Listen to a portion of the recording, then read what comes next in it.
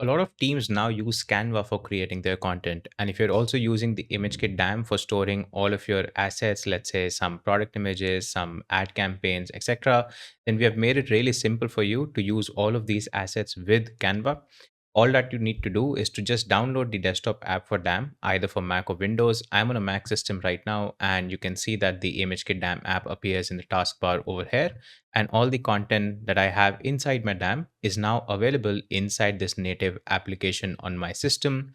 Now, if I want to create a new design on Canva, all that I need to do is just find the asset that I want to use. Let's say I can search for it using the search bar inside the app, and then just simply drag that asset onto Canva, and I can then start using it as a part of my design, just like any other image that I would have imported, right? This is what makes it easy to use all the assets that you have inside the ImageKit DAM and start using them on Canva just by installing the ImageKit DAM app.